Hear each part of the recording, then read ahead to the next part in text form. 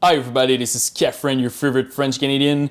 Today I'm going to show you 5 tips and tricks for your BIOS if you have a Ryzen processor. So some stuff that you can activate to improve performance in gaming and also in productivity. A couple of stuff also that people doesn't know about, like for an example, your XMP profile. Really important here, it will depend on your motherboard. Like the visual of it will not necessarily be the same if you have an Asus one, ASRock, whatever, MSI, whatever the brand that you're currently using.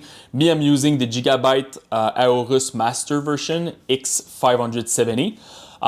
Super important also, make sure that you have the latest version of your chipset. Go on the AMD website, just download the latest version. And also make sure that you have the latest version also of your BIOS. A lot of stuff changed, and it's really important with AMD for stability and getting more performance to update your BIOS. So this is pretty much when you will launch your BIOS. Almost any BIOS will have some kind of easy mode that you not necessarily want to use. So in my case, I have to press F2 and I just go in advanced mode. And this is pretty much where I have all my features. So the first one that you really want to use, it's your XMP profile. So by default, it will be disabled. So super important. It's not because you bought like a RAM 3200 megahertz, for an example, a Corsair RAM.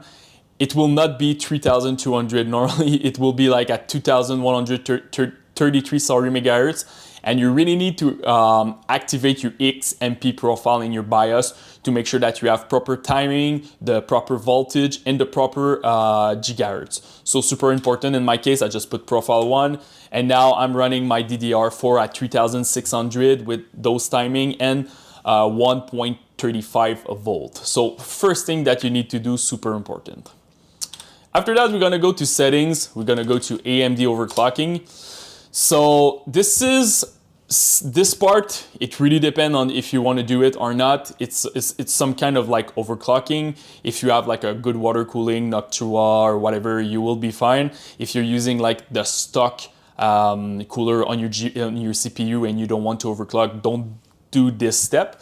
But you can get a nice amount of performance. For me, it's 8 to 10% when I do that. So my precision boost overdrive, I just put advanced. So you have a couple of options. By default, it will say auto, but it will not work. So you really need to put enable or advanced. And in my case, I use advanced. So for the Pbo Limit, I recommend to go with disable. I don't touch the precision boost overdrive scaler. And the most important place, it's your curve optimizer. So this is pretty much where you will undervolt your CPU. So I recommend to go with all cores. We're not gonna do a very like granular overclocking here. It will be basic. So just all your cores. Really important to put negative here. You don't want to put positive. You don't want to add voltage on your CPU. So the goal here is to undervolt a little bit your CPU to get a better boost clock and less heat on your CPU. So it's even better. Because Ryzen and the algorithm, they're very aggressive on the amount of voltage that they're gonna put on your CPU. So, and after that, you have a scale 1 to 30 that you can change on your CPU.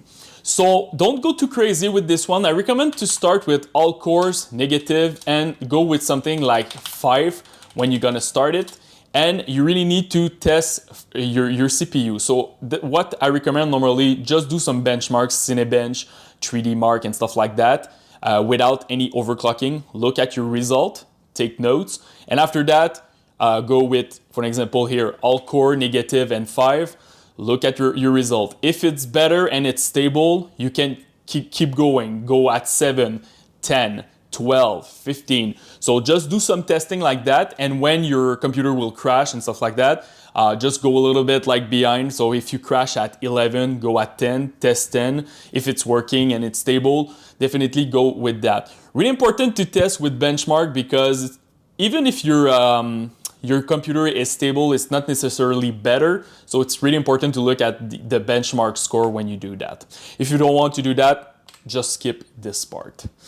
After that, DDR and Infinity Fabric Frequency and Timing. I recommend to go there, Infinity Fabric Frequency and Divider. So this one should be your megahertz on your RAM divided by 2. So for me, for an example, when I activate my XMP profile, it's 3600 megahertz divided by 2.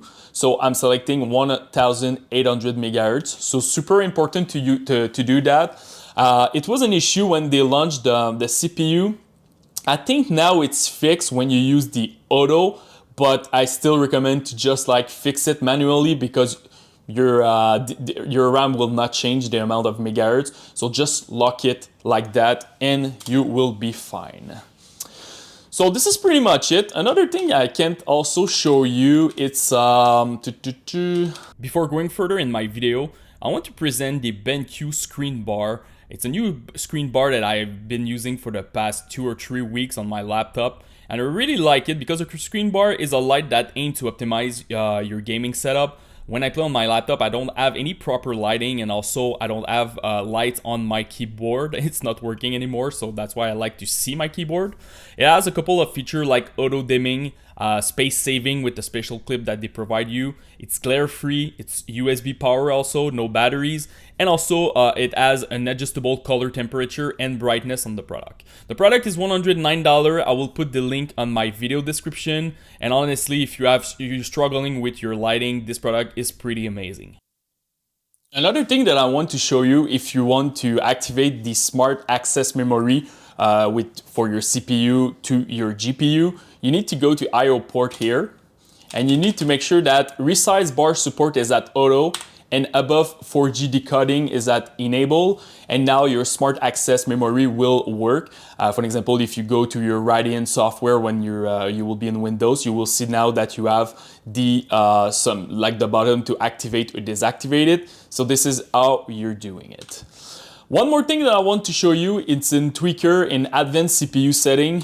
You have an option called SVM mode. So I know a lot of people are playing like Android game on their computer, and they don't know how to activate the virtualization on AMD processor. So SVM mode, it's the virtualization feature for AMD. So you need to enable it over there if you want to play BlueStack, and probably Windows 11. I'm not too sure. I didn't test it, the new store with Android app and games.